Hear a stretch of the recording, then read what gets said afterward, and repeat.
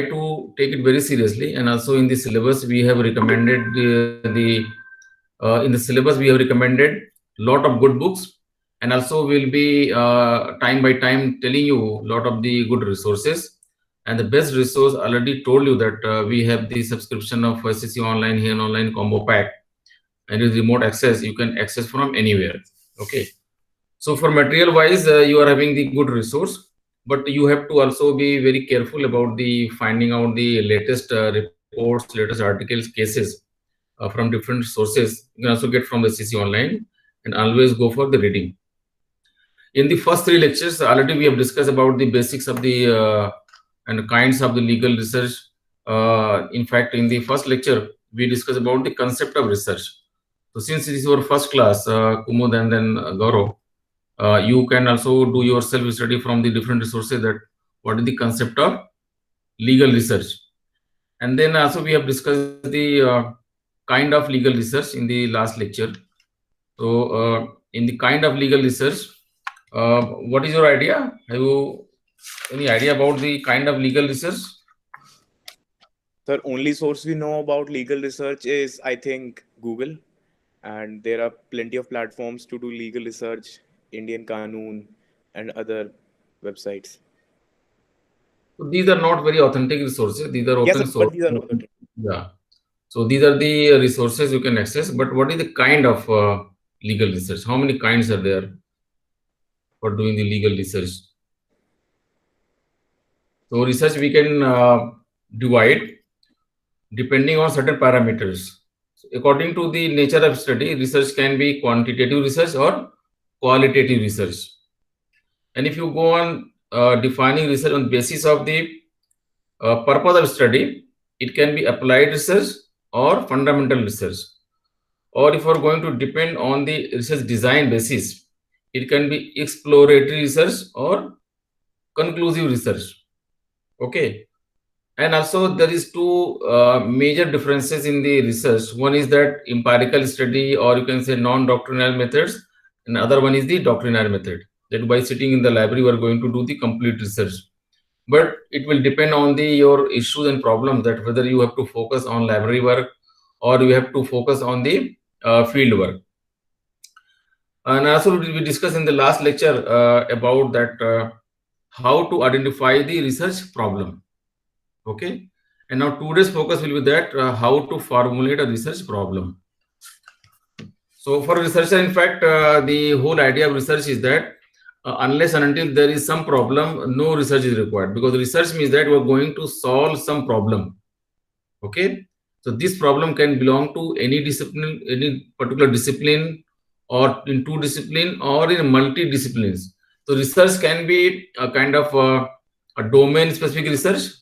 It can be interdisciplinary or it can be multidisciplinary. For example, somebody is doing a research on the contract law. So he simply, his basis of research is that on the current legal principle of contract. It may be very domain specific, but he's trying to focus that what is the holistic challenge of the contracting. Even the somebody mentioned about his interest in the real estate. So in the real estate, even a buyer will go to a kind of the builder, he's going to buy a flat. So there will be a kind of contract.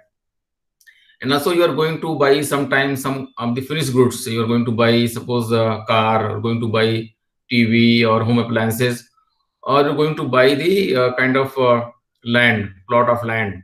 So all these conditions, these all contract, but there are certain differences. And also that you're going to take admission in university as a student. So the moment you are going to join the university as a student, again you are contracting with the university. Okay, so there are two parties are contracting. So the point is that there may be different kind of the domain specific research focusing on particular domain, and sometimes you have to go for interdisciplinary research. For example, because the contracting is also area of the management and also economics, and sometimes you see that even because of the some problem in the contracting principle regulations, it may affect trade and business. If the process of contracting is very challenging and very lengthy process, unwanted these rules regulations are there, it may delay the contracting process, and ultimately it may delay the entire business process. Okay, and then ultimately it will delay the entire economy of the country. So same way, then it will be a kind of interdisciplinary research. If you are doing a research on contract and trying to see that its economic aspect or management aspect, or sometime it may have multidisciplinary approach. It is not only linked to one discipline, it may having the multidisciplinary approach. For example, somebody is going to do study on the impact of COVID-19 on human development or employment. So it may have multidisciplinary research, because you will be seeing that medical aspect of the COVID-19. Then you are going to see that business aspect of COVID-19. Then how impacted us as a personal individual. It may have psychological aspect, mental health aspect. Okay, it is going to affect the entire business scenario, child mentality, and also going to have the impact on the education sector. And because every college university is closed because of the pandemic 19, so it may have a multidisciplinary approach. So research can be a domain specific, it can be interdisciplinary, it can also be multidisciplinary. Okay. So I was saying that if any problem is there, and then you are going to solve the problem, and that is the whole idea of the research. So research means that you are trying to focus on some problem and trying to solve the problem. Now the issue is that how to find out that what is the research problem, how to identify it. Okay, so you being the lawyer, as a law professional, you will be focusing on the legal problems.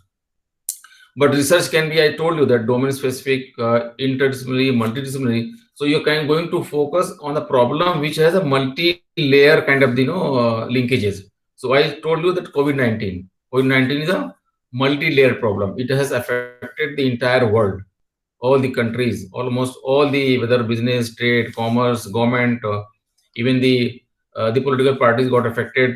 Okay, entire economy got affected. So it is a multidisciplinary kind of the impact was there. So if you are going to identify the research problem, then it should be very clear that why you want to do this research and you belong to which category. So if you are from a law background, you are going to do legal research. It means that the dominant focus will be from your area. So you can do a kind of the regulatory research on different aspect.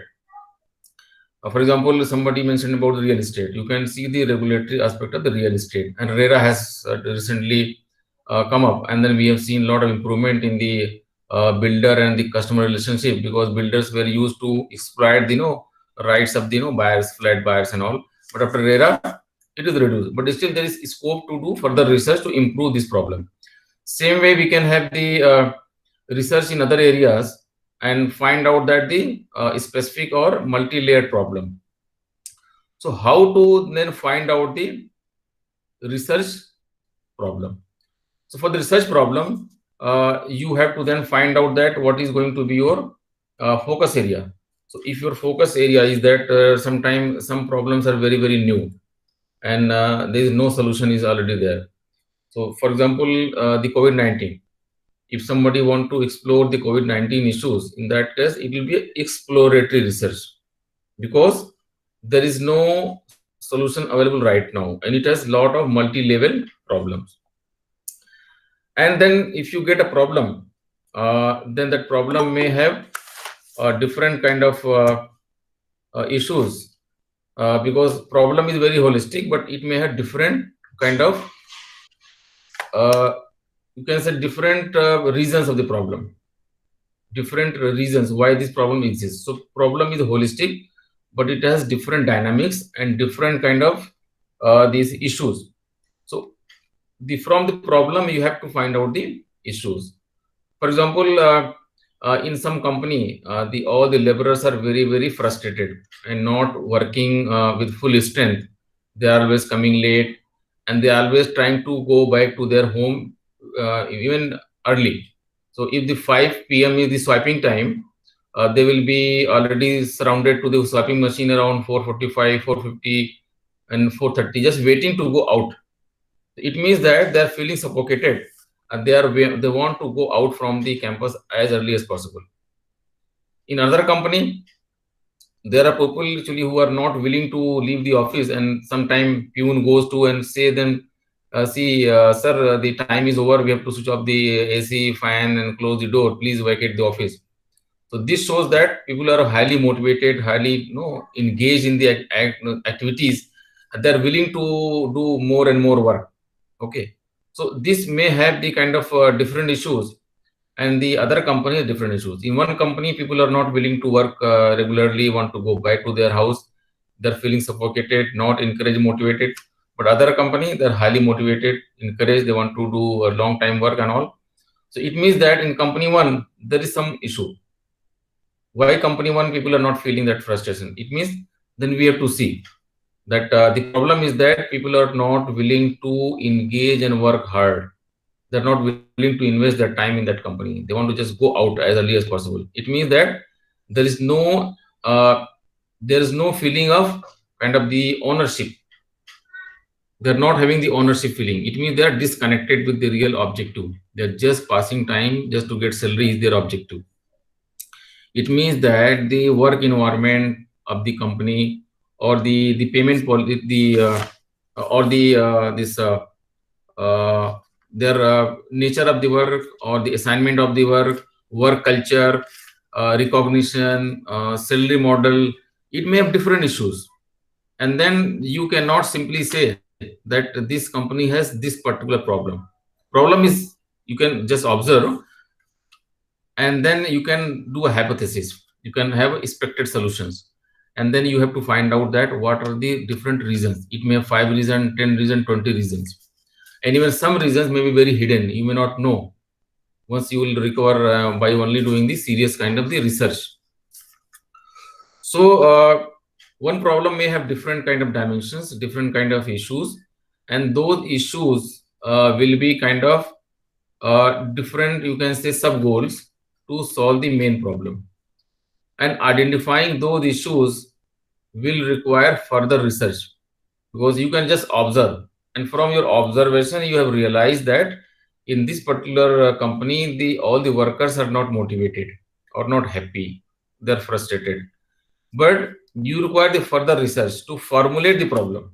Okay, so identification of the problem, okay, and formulation of the problem, both are kind of the interconnected. Because in the research formulation, you have kind of limitations. So company may have 50 issues, and it is leading to the kind of frustration, and that's why people are demotivated and not willing to put their 100% investment and to get the better output.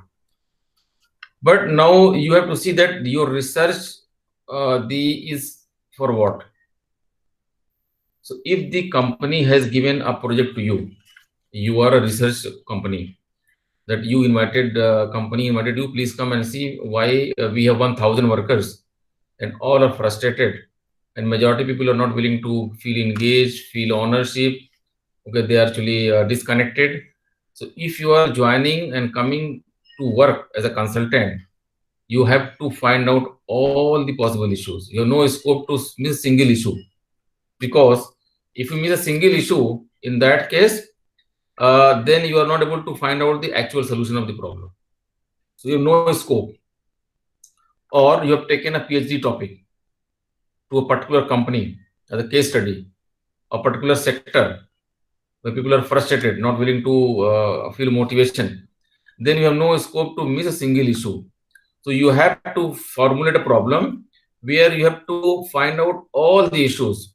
And this is the best testing of a good researcher. If you are able to find out all the issues and formulate in a problem, you are excellent researcher. Okay. So then how to find out the problem? And then it will depend on your level of research. For example, generally we ask the student to do a project work. Simply just get small topic, do a project work as a part of your academic work. So it will be 10 marks, 50 marks. In that particular process, you simply can take one of the very small issues and solve the problem. You are not expected to solve all the problems, because there is limitation of time and energy for you. Okay. Somebody doing LLM dissertation, again, he has a limitation. He has to finish his work within 1 or 2 months. There is no serious scope for him to do this the entire research and solve all the problems of the company and find the solutions.